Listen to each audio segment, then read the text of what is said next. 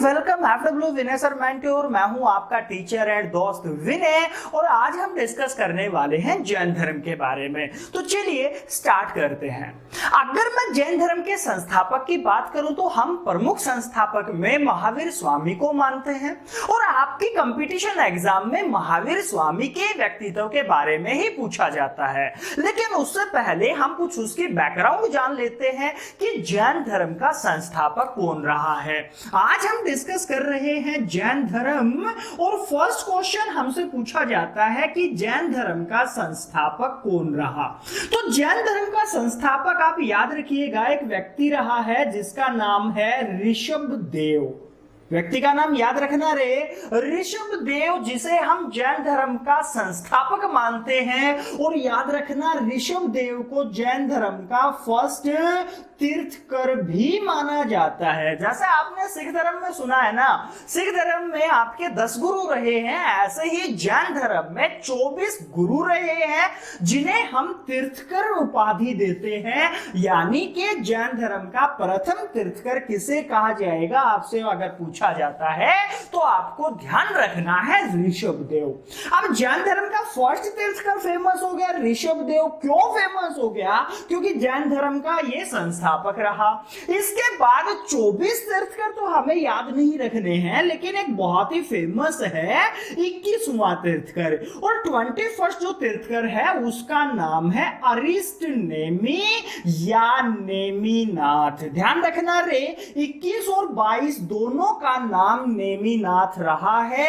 बस उनको सेपरेट करने के लिए हम इसे अरिष्ट नेमि से सेपरेट कर देते हैं। इसका मतलब क्या हो गया कि प्रथम तीर्थकर ऋषभदेव और एक फेमस तीर्थकर है 21वां जिसे बोला गया अरिष्ट नेमि। अब आपके माइंड में आ रहा होगा सर हम फर्स्ट के बाद सीधा 21वां क्यों याद कर रहे हैं? तो स्टूडेंट्स मैं आपको बता दूं कि ऋषभदेव फर्स्ट है और 21वां अरिष्ट नेमि, ये दोनों एकमात्र ऐसे जैन तीर्थकर हैं जिनका वर्णन जो है वो ऋग्वेद में मिलता है। ये एग्जाम में बहुत बार आता है कि आपके ऐसे कौन से जो दो जैन तीर्थकर हैं जिनका वर्णन ऋग्वेद में मिलता है। तो आपके 24 में से 2 ही हैं जिनका वर्णन ऋग्वेद में मिलता है। फर्स्ट का एक तो जिसे ऋषभदेव के नाम से जानते हैं और 21वां अरिष्ट नेमि या नेमिनाथ। इसके बाद एक फेमस का आता है कैरेक्टर 23वां तीर्थकर जिसे हम जानते हैं पार्श्वनाथ के नाम से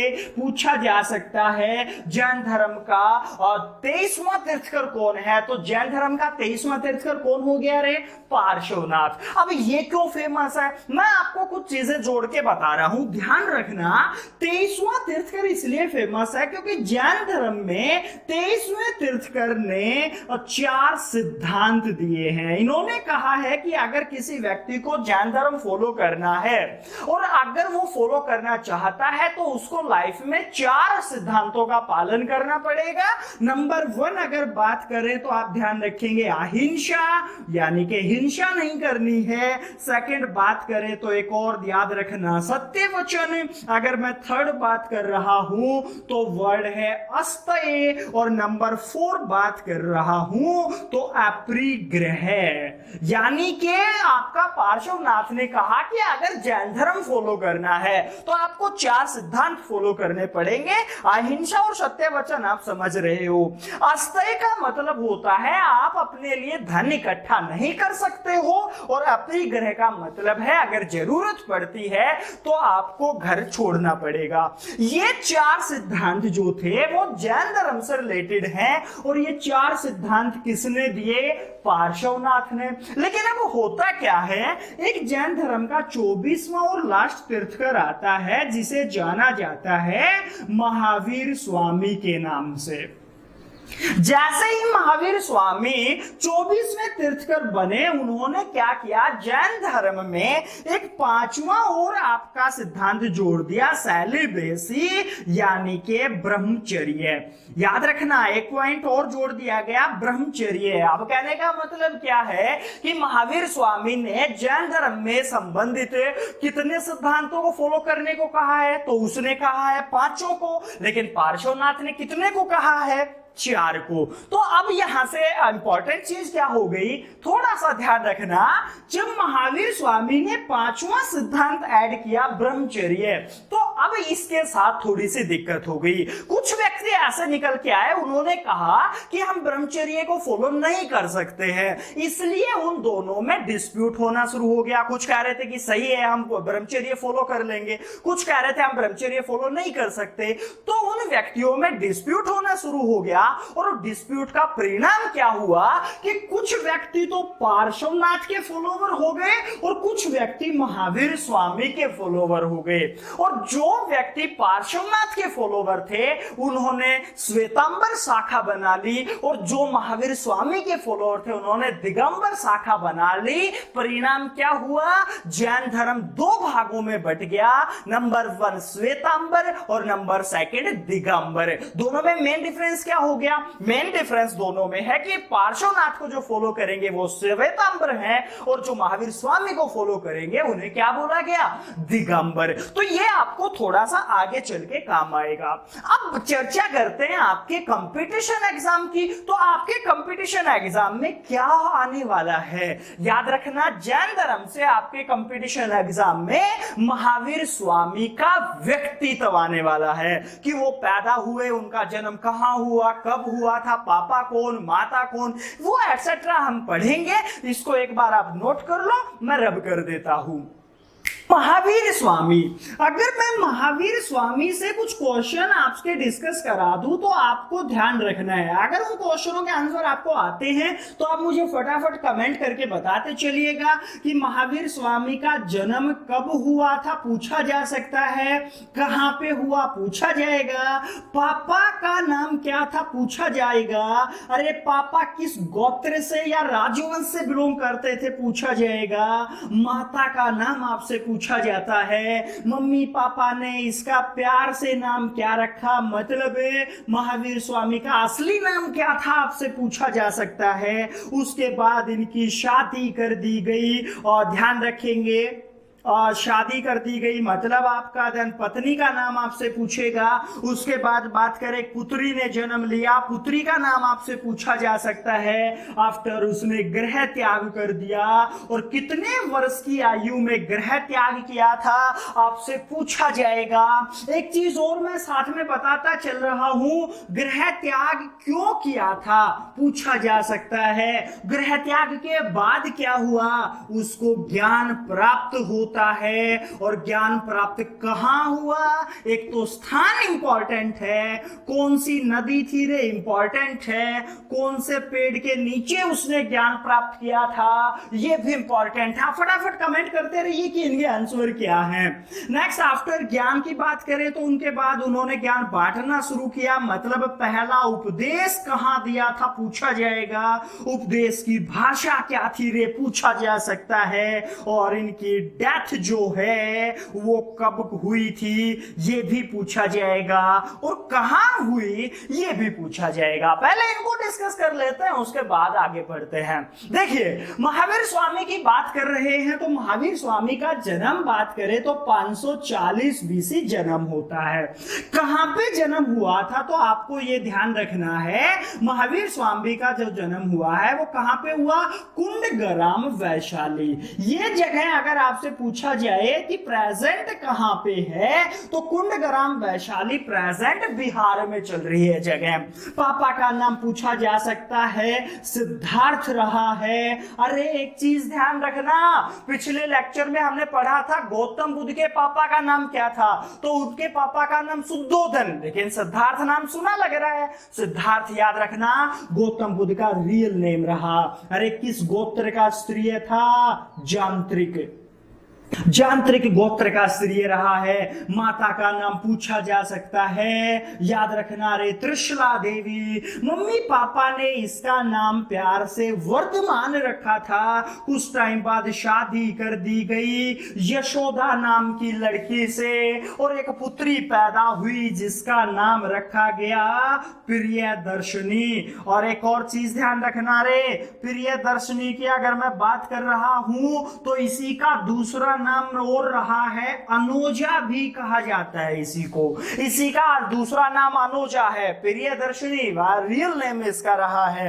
और 30 वर्ष की आयु में ये घर छोड़ देता है। अरे एग्जामिनर पूछेगा घर क्यों छोड़ा, तो याद रखना केवल्य प्राप्ति के लिए। केवल्य का मतलब क्या होता है, ज्ञान प्राप्ति के लिए इसने घर छोड़ा था। अरे 12 साल तपस्या की, उसके बाद इसको ज्ञान प्राप्त हो गया।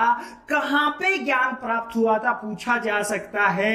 याद रखना जंभिया ग्राम जगह है बिहार में, जंभिया ग्राम में इनको ज्ञान प्राप्त हुआ था। अरे नदी पूछी जाए तो नदी कौन सी थी, रिजुपालिका।